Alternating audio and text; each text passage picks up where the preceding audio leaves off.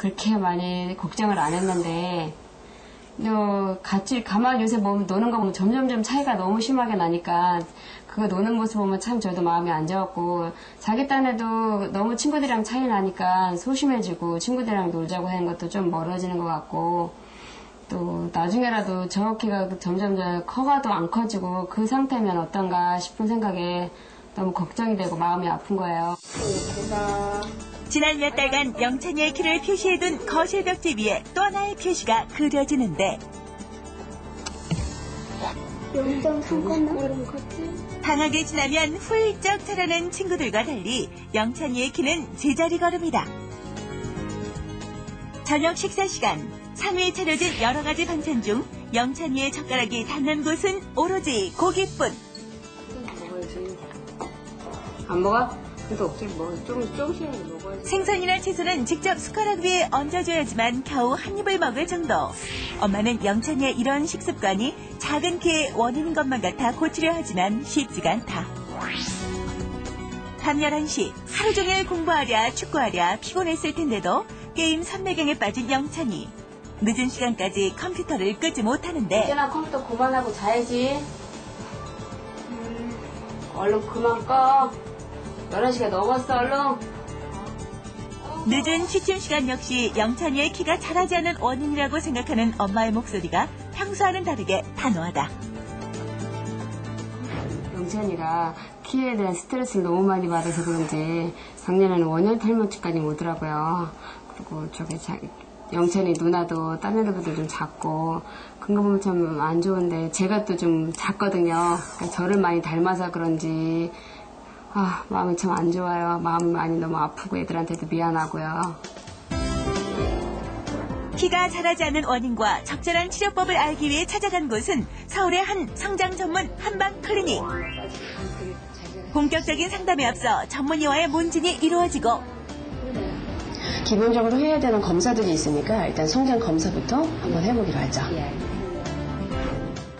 한창 자랄 시기에 앓게 되는 큰 병은 성장에 좋지 않은 영향을 미칠 수 있는 만큼 병력 검사지를 꼼꼼히 작성한 후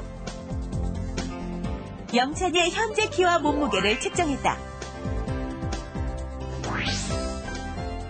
유난히 작은 키의 원인이 성장을 방해하는 중금속의 축적이라 미네랄의 부족 때문이 아닌지를 알아보기 위해 성장 영양성분 검사도 의뢰했다.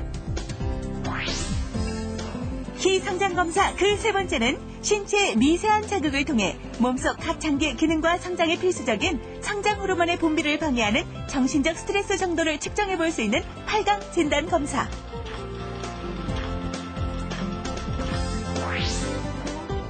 마지막으로 초음파를 이용한 골 연령 검사를 실시. 현재 뼈 상태를 점검하고 성인이 되었을 때의 키를 예측해 볼 수 있는 뼈 나이를 알아보기로 했다. 드디어 키 성장 검사의 모든 과정이 끝나고 검사 결과가 나왔는데 영찬이의 나이에 비해서 성장관 상태는 잘 열려 있어요. 일단 뼈 나이가 자기 또래에 비해서 일단은 자기 나이에 비해서 한 2살 정도가 작게 나오는데 이런 경우는 뼈 나이가 어리다고 해서 좋아할 것만은 아니고요.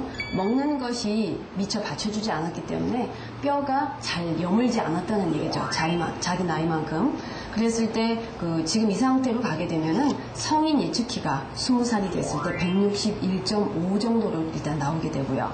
전체적으로 오장육부가 다 다운되어 있는 좀 낮게 기능들이 낮게 나와 있어서 허하다고 일단 진단을 할 수 있고 또 요즘 아이들한테 제일 문제점인 것이 이 스트레스인데 아주 키하고도 밀접한 연관을 갖게 되죠. 근데 스트레스가 상당 부분 많이 나왔어요. 그래서 4단계로 구분을 해보자면 거의 최고 단계에 달하는 스트레스를 갖고 있는 걸로 나왔습니다. 그렇다면 영찬이의 키를 자라게 할 효과적인 처방법은? 일단 영찬이에게 있어서 제일 중요한 처방은요. 식생활부터 얘기하자면은 고기를 먹을 때는 반드시 야채를 함께 먹을 수 있도록 해주면 좋겠고, 그다음에 생선 단백질과 콩 단백질은 하루에 한 번 이상 꼭 식탁에서 만날 수 있도록 그렇게 해주시면 좋겠고요. 일상생활에서는 잠은 반드시 10시에 자고, 그리고 운동은 매일매일 생활하면 더욱 좋겠고, 또 하나는 스트레스 받아서 성장 호르몬 분비가 줄어들지 않도록 그렇게 했으면 가장 좋겠습니다. 키 성장에 도움을 주는 생활습관 처방과 함께 침치료 처방이 이루어졌다. 침치료 요법의 원리는 팔과 다리에 있는 경혈을 자극해 성장 호르몬 분비를 촉진하고 스트레스나 노폐물 등의 성장방해 요소를 제거해주는 것. 시작하겠습니다. 마지막으로 따뜻한 물 속에 발을 담근 영찬이. 몸속에 쌓여 성장을 방해하는 독소를 몸 밖으로 배출시켜주는 해독요법까지 직접 체험해봤는데 이로써 SOS 무료건강진단과 함께한 검사와 치료가 모두 끝났다. 무료 진단을 한다고 해서 해봤는데 많이 걱정을 했는데 진짜 생각대로 제가 많이 신경을 못 써줬던 게 많이 결과가 그렇게 나온 것 같아서 마음 가슴이 아프고요. 그걸 잘 치료를 해서 좀 많이 컸으면 좋겠어요. 애가 마음고생 안 하게. 키가 자라는데도 때가 있다. 자라지 않는 아이들의 키. 저절로 자라기만을 기다릴 수는 없는 법. 아이들의 키를 쑥쑥 자라게 하는 처방법. 지금 만나보세요.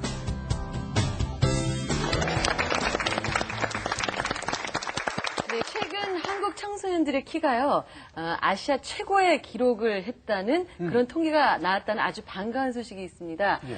서구적인 미남, 팔등신, 이제는 결코 먼 얘기가 아닙니다. 바로 우리의 이상형이 됐다는 그런 생각이 드는데요. 예. 근데 반면에 조금 왜소한 그 자녀를 두신 부모님의 마음은 아주 그냥 속이 너무 타들어가시겠죠. 그래서 너무 탄 속, 이제는 더 이상 타지 마시라고 도움 말씀 주실 분 모셨습니다. 한의학 박사 김혜나 원장님 함께 하셨습니다. 안녕하세요. 안녕하세요. 예. 안녕하세요. 근데 키 작은 우리 어린이들 보면 왜 그런 얘기들 있죠.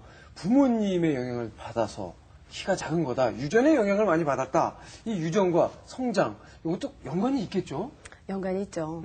보통 이제 그 의학적으로 말씀드릴 때는 유전은 이제 23%를 작용하고요. 네. 그 다음에 이제 영양이 31%, 그 다음에 운동이 20%, 그다음에 환경적인 요인이 16%, 기타 요인이 10%를 작용하는데 예. 지금 이제 선천적인 것과 후천적인 것으로 나눠보게 되면은 선천적인 것이 지금 유전의 23%고요.